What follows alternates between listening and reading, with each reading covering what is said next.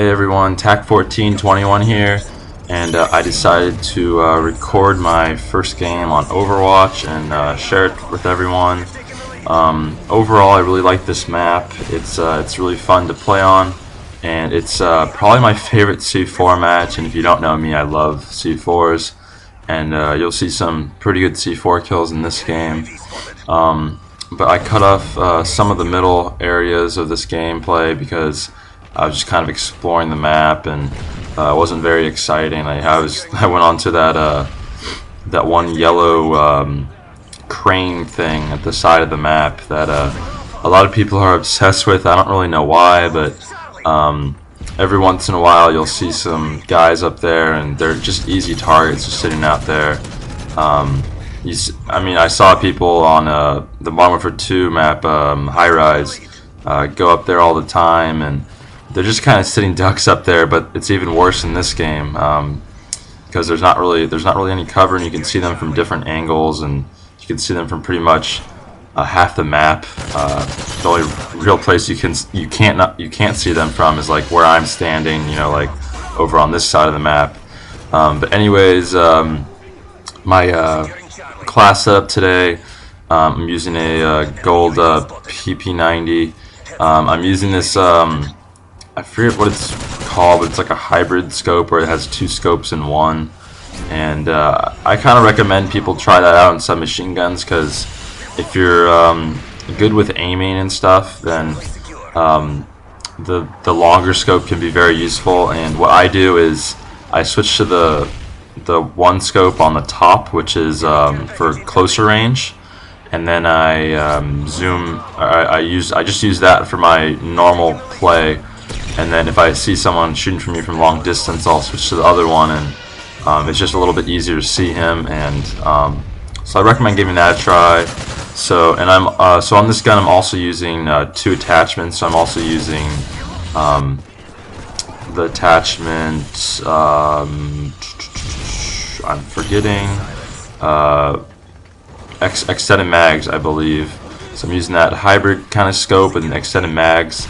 My perk setup is sleight of hand. I'm using marksman. I like to use marksman on submachine guns because, especially with this scope, you can see them from long range, and it helps out a lot. And then I'm also using hardline because I'm using specialist, and my first perk that I get is ninja, because I really love ninja, and I can't really, or dead silence in this game. I call it ninja or dead silence, but it's the same thing in pretty much all the games. And I'm also, my second perk is quick draw, and third perk that I get is scavenger, which I usually have scavenger as my third perk on pretty much every specialist setup, because you kind of need the scavenger after a while, because you run out of ammo if you're on that high of a kill streak or point streak, and you kind of need ammo. So I put the scavenger on to get more ammo. So in this gameplay, it's not the greatest KD in the world, but this is my first ever match on Overwatch, and overall, as I said, I enjoy this match, this game, this map, and it's there's a lot of sights and different things that I'm yet to explore and understand, and but I think once people find those unique spots that no one really knows about, or few people know about, then it's going to get a lot more interesting. And there's lots of different levels to this map, and it's really cool because you can just kind of drop down anywhere. And I think ninja, or dead silence, I always call it ninja, but dead silence is really, really useful for this map, especially if you have, or actually only really if you have the pro version, because you're gonna see enemies from like that are on the first story, and you're gonna be on the second story. So it's gonna be really useful to like just drop down and kill them. As this guy panic knifes me, who I just killed, and then I spawn right there. That's just MW3 spawns for you right there. I kill him, he spawns next to me, and then he kills me, and I spawn next to him. And also, I think another necessary is either to use either assault rifles or submachine guns. I tried this map out with shotguns, and there's a lot of different areas to the map where you're really screwed if you have a shotgun. And also, snipers do have their moments on this map, but you know, there really isn't that many lines of sights, and unless you're an amazing sniper who can, you know, pretty much play any map. I see people sniping on dome, which I think is crazy, but you know, if you're a good sniper, you know, snipe, you know, do whatever.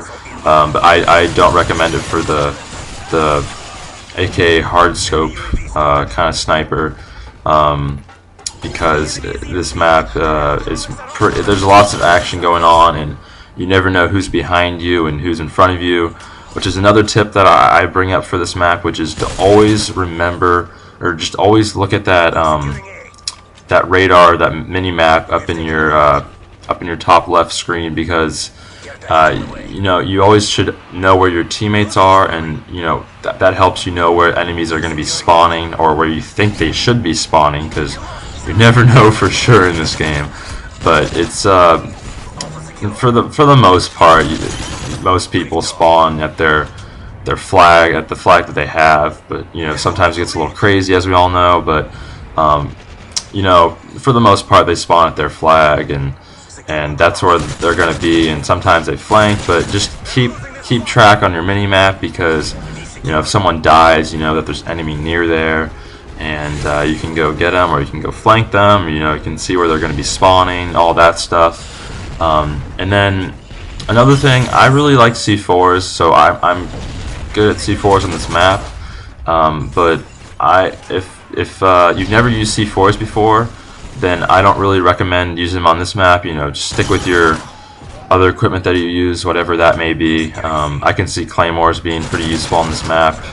And then obviously the normal grenades, Semtex and normal frag grenades.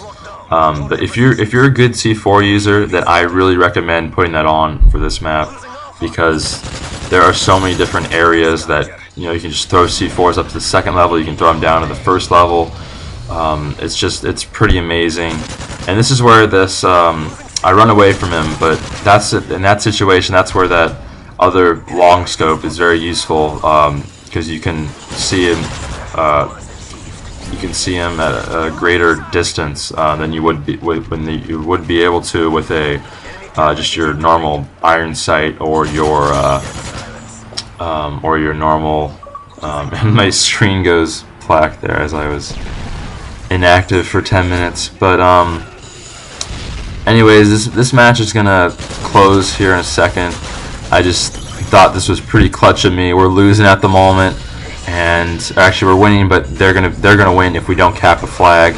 So I risked my life, get a double kill, cap the flag, come back. This flag is mine. You're not taking it. Get a double kill to preserve the win for my team, and that's actually going to be the final kill cam.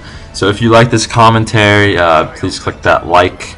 Tell me your thoughts on Overwatch, because I like to hear them. And a couple of great games coming out, or great commentaries coming out in the near future, so look forward to that, and I hope everyone has a great day. Peace.